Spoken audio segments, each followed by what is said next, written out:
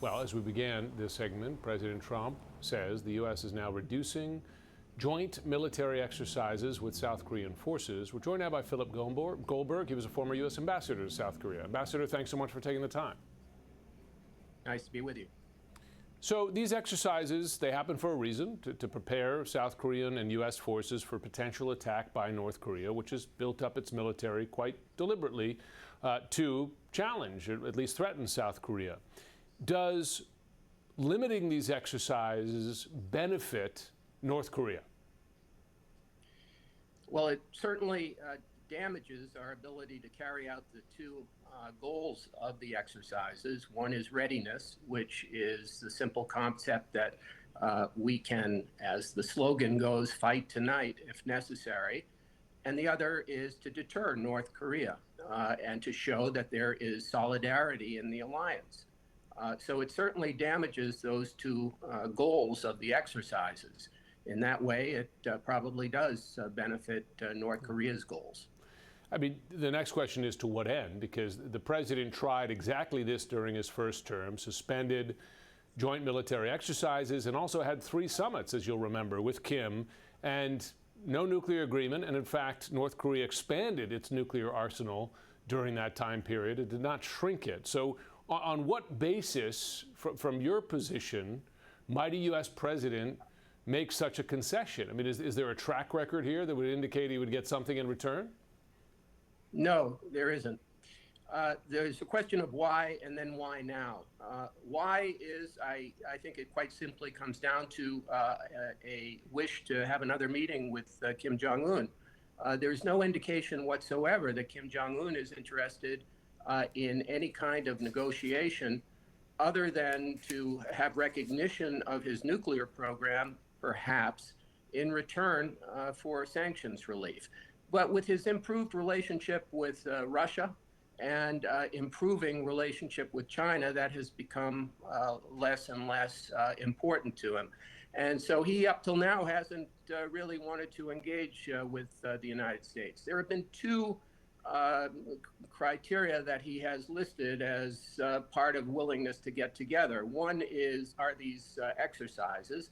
And on Sunday, predictably, in the face of the new exercise, Ulchi Freedom Shield, Kim Jong-un reacted and North Korea reacted in the way they always do. They send off missiles and object strenuously to these exercises. By reducing the exercise this time around, perhaps it gives some indication to Kim Jong-un that he could win on that issue.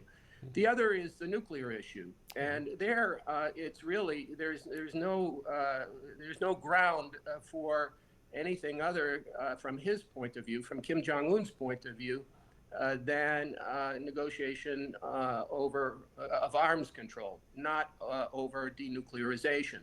And no American president has been willing to do that. President Trump has not been willing to do that.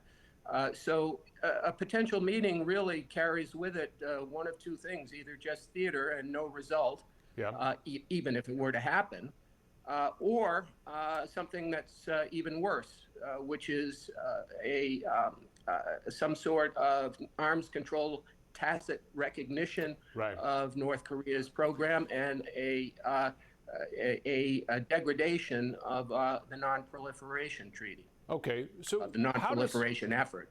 How does South Korea react to this? Because there were already questions about the U.S. commitment to its allies and alliances in Europe and Asia, and at least some discussion of major changes to their own national security planning, right? Because they doubt that U.S. commitment at this point. I mean, even as you know, some discussion, debate about the possibility of nuclear weapons in South Korea. Does a move such as this increase South Korea's needs from its perspective to be more independent of the U.S. for its own defense?